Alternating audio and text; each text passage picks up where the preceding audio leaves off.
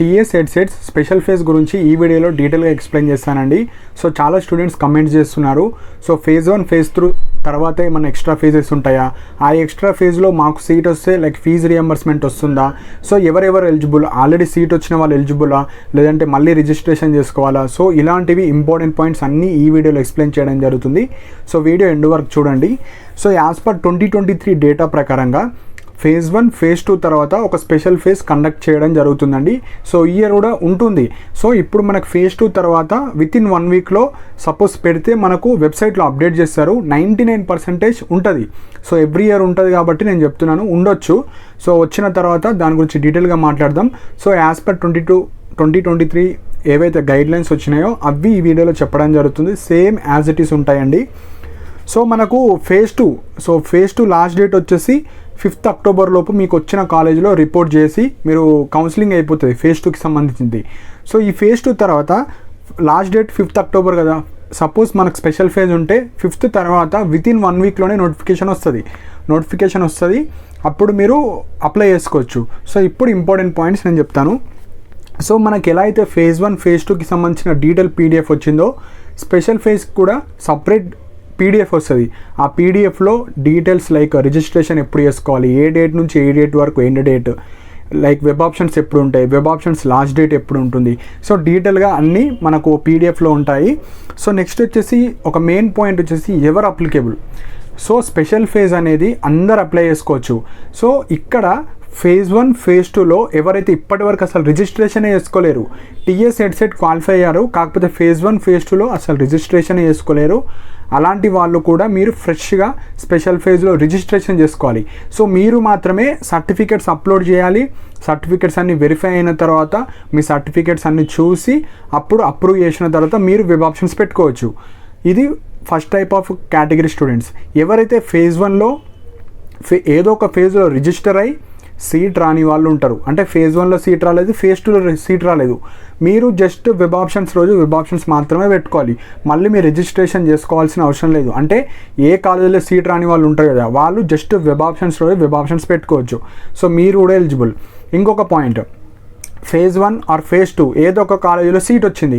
So మీరు join అయిపోయిన తర్వాత మళ్ళీ మీకు లైక్ పార్టిసిపేట్ చేయాలనుకుంటున్నా, నాకు ఈ కాలేజ్ కాదు వేరే కాలేజ్ వస్తే నాకు బాగుంటుంది అనుకుంటున్నా వాళ్ళు, సో ఎవరైతే మీకు కాలేజ్ నచ్చలేదు అనుకునే వాళ్ళు మాత్రమే మీకు వెబ్ ఆప్షన్స్ మీరు కూడా పెట్టుకోవచ్చు. అంటే బెటర్ కాలేజ్ షిఫ్ట్ అవ్వడానికి మీరు కూడా వెబ్ ఆప్షన్స్ పెట్టుకోవచ్చు అండి. సో ఈ అందరూ అప్లికేబులే. సో టీఎస్ హెడ్సెట్ క్వాలిఫై అయ్యి కొత్త వాళ్ళు రిజిస్టర్ చేసుకొని వెబ్ ఆప్షన్స్ పెట్టుకోవాలి. ఆల్రెడీ కాలేజే రాని వాళ్ళు జస్ట్ వెబ్ ఆప్షన్స్ పెట్టుకోవచ్చు. ఏదో ఒక కాలేజీలో జాయిన్ అయిన వాళ్ళు మీరు కూడా వెబ్ ఆప్షన్స్ పెట్టుకోవచ్చు. సో ఇవి మెయిన్ పాయింట్స్ అండి. సో ఇప్పుడు ఫీజు రియంబర్స్మెంట్ గురించి. సో ఇది స్పెషల్ ఫేజ్ కాబట్టి ఫీజు రియంబర్స్మెంట్ అందరికి ఇస్తారండి. సో మీరు హ్యాపీగా వెబ్ ఆప్షన్స్ పెట్టుకోవచ్చు. స్పాట్ అడ్మిషన్స్ అంటే మనకు ఫీజు రియంబర్స్మెంట్ రాదు, ఎందుకంటే ఈ స్పెషల్ ఫేజ్లో గవర్నమెంట్ కాలేజెస్ ఉంటాయి, ప్రైవేట్ కాలేజెస్ ఉంటాయి, అన్నీ ఉంటాయి. స్పాట్ అడ్మిషన్స్ అన్నప్పుడే ఓన్లీ ప్రైవేట్ కాలేజెస్ మాత్రమే ఉంటాయి, ఎలాంటి ఫీజు రియంబర్స్మెంట్ రాదు. సో యాజ్ పర్ 2023 ప్రకారం స్పెషల్ ఫేజే ఉంటుంది, ఎందుకంటే చాలా సీట్స్ ఉంటాయి. ఎందుకంటే అందరూ వెబ్ ఆప్షన్స్ చాలా మిస్టేక్ చేస్తున్నారు, కొన్ని కాలేజెస్ మాత్రమే పెడుతున్నారు. నేను ఎన్నోసార్లు చెప్పాను, మనకు బీఎడ్ సీట్ అనేది పీజీ లాగా కాదు, చాలా తక్కువ సీట్స్ ఉంటాయి మెథడాలజీ పరంగా. సపోజ్ మీ ఇల్లు దగ్గర ఒక కాలేజ్ ఉంది, అందులో ఒక 60 సీట్లు ఉన్నా 100 సీట్స్ ఉన్నా అన్నీ మీకు కావండి. మ్యాథ్స్ మెథడాలజీ కొన్ని ఉంటాయి, సోషల్ స్టడీస్ కొన్ని ఉంటాయి, ఫిజికల్ సైన్స్కి కావచ్చు, బయాలజికల్ సైన్స్ కావచ్చు. సో ఇలా డిఫరెంట్ ఉంటాయి కాబట్టి హెవీ కాంపిటీషన్ ఉంటుంది. సో మీరు ప్రాపర్గా వెబ్ ఆప్షన్స్ పెట్టండి. సో ఇవి మెయిన్ పాయింట్స్ అండి. సో ఇవి main point. So main point వచ్చేసి మనకు ఏదైతే ఫేజ్ 2 కాలేజ్ రిపోర్టింగ్ డేట్స్ అయిపోతాయి కదా, ఆ డేట్స్ అయిన తర్వాత మీకు వితిన్ 1 వీక్లో స్పెషల్ ఫేజ్ ఉంటే స్పెషల్ ఫేజ్కి సంబంధించిన నోటిఫికేషన్ వస్తుంది. అది కూడా వెబ్సైట్లోనే మనకు డిస్ప్లే చేస్తారు. సో అప్పటి వరకు కొద్దిగా వెయిట్ చేయండి. సో ఇవి మెయిన్ పాయింట్స్ అండి. సో స్కాలర్షిప్స్ వస్తాయి, అన్నీ వస్తాయి, మీకు నచ్చిన కాలేజ్ పెట్టుకోవాలి. ఒకటే మెయిన్ పాయింట్ ఏంటంటే మీకు పక్కా బీఎడ్ సీట్ రావాలనుకుంటే వెబ్ ఆప్షన్స్ ఎక్కువ పెట్టుకోవాలి. సో వెబ్ ఆప్షన్స్ ఎక్కువ పెట్టుకుంటే మీకు ఏదో ఒక కాలేజీలో సీట్ రావడానికి ఛాన్సెస్ ఉంటాయండి.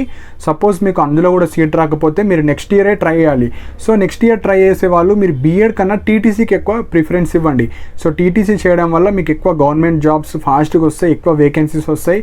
సో ఫస్ట్ ప్రిఫరెన్స్ ఎస్జిటికి ఎక్కువ ఉంటాయి. సో టీటీసీ ఆర్ డిఎడ్ చేసిన వాళ్ళు ఎస్జిటికి అప్లికేబుల్.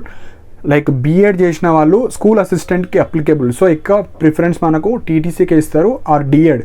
సో డిఎడ్ అన్న టీటీసీ అన్న ఒకటే. సో ఇది మెయిన్ పాయింట్ వచ్చేసి బీఎడ్ గురించి. కాబట్టి ఇంకా ఏమైనా డౌట్స్ ఉంటే కింద కమెంట్ సెక్షన్లో మెన్షన్ చేయండి. సో డీటెయిల్ నోటిఫికేషన్ వచ్చినప్పుడు మళ్ళీ మీకు వీడియో చేయడం జరుగుతుంది.